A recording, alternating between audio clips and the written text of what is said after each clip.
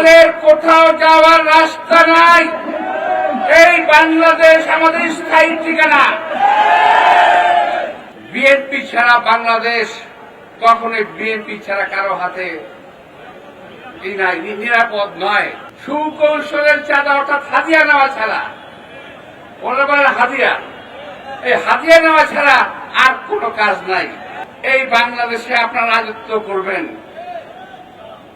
আসার আগে গাড়িতে বসে সোশ্যাল মিডিয়ায় দেখছিলাম ওই ভদ্রলোক সম্বন্ধে, ওই চরমনের বিশ্বাস সম্বন্ধে বলছে যে এই লোকের কোনো ইলম নাই, অর্থাৎ লেখাপড়া করে নাই, অর্থাৎ মূর্খ একটি লোক। বলে কোন দাওরা পড়ে নাই, হাদিস পড়ে নাই, কোরআন পড়ে নাই, কালাম পড়ে নাই, এমন কথা বলছে। ফেসবুকে আসছে, সোশ্যাল মিডিয়ায় আসছে। এমন লোক, এই লোকটি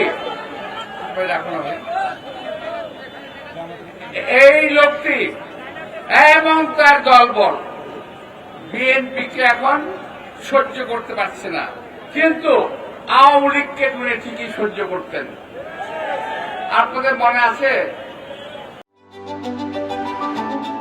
Hire Google TV, endless color, smart living.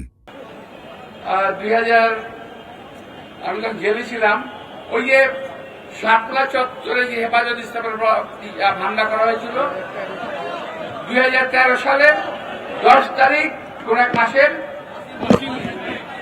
10ই মে, 5ই মে হামলা করা হয়েছিল।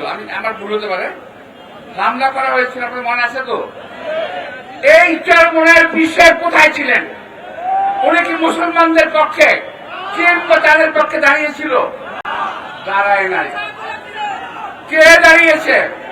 বিএনপি দাঁড়িয়েছিল। সেই দিন বিএনপির পক্ষ থেকে আমি মির্জা আব্বাস জেলে বন্দি থাকা অবস্থার পরেও আমি হেফাজত ইসলামকে জেনারেটর সাপ্লাই দিয়েছিলাম, হাজার হাজার প্যাকেট খাদ্য সাপ্লাই দিয়েছিলাম। আমার পাশে আছে মজনু, পাশে ছিল হাবিব এবং আরো অনেক ছেলেপেলেরা মিলে ওই দিন জীবনের ঝুঁক নিয়ে খাওয়া সাপ্লাই দিয়েছি। আমরা যা বলি, বুকে যা বলি, মুখে তা ধারণ করি, মুখে যা বলি, বুকে তা ধারণ করি। এই উনি এখন হাসিনার 5 চারটে শেষ হয়ে গেছে। আর একটি দল যার কোন লম্বা লম্বা কথা বলা ছাড়া, সুকৌশল কারচুপি ছাড়া, সুকৌশলের চাঁদা অর্থাৎ হাদিয়া নেওয়া ছাড়া, ওরা বলেন হাদিয়া, এই হাদিয়া নেওয়া ছাড়া আর কোনো কাজ নাই। টাকা নিয়েছেন বসুন্ধরার কাছ থেকে, টাকা নিয়েছেন সিটি গ্রুপের কাছ থেকে, আরো কোন কোন প্রকার টাকা নেওয়া আমাদের জানা আছে। সমস্ত হিসাব হবে। গায়ের জোরে কথা বলেন, নিজের পায়ের জোর নাই। এরশাদের সময় এরশাদের কাছে ভর করেন, আওয়ামী লীগের সময় আওয়ামী লীগের কাছে ভর করেন, বিএনপির সময় বিএনপির কাছে ভর করেন, লম্বা লম্বা কথা বলেন। এখন হচ্ছে কি জানেন? বিএনপি একমাত্র মাথা ব্যথা। বিএনপিকে যদি শেষ করে দেওয়া যায় তাহলে ওনারা রাজত্ব করতে পারবেন। আরে ভাই, তারেক রহমান সম্পর্কে, আমাদের অ্যাক্টিং চেয়ারম্যান সম্পর্কে আপনারা কথা বলেছেন। একজন বলেছেন তারেক রহমান সাহেবের কোমর ভেঙে দেওয়া হয়েছিল 71-র সময়।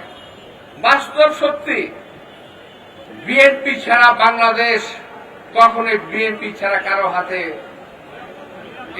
নিরাপদ নয়। এই তারেক রহমানের পিতা আমাদের নেতা শহীদ রাষ্ট্রপতি জিয়া রহমান দেশকে স্বাধীন করেছিলেন যুদ্ধ করে। কোথায় ছিলেন চরমোনাই জামাত ইসলাম সাহেব? আপনারা লম্বা লম্বা কথা বলেন।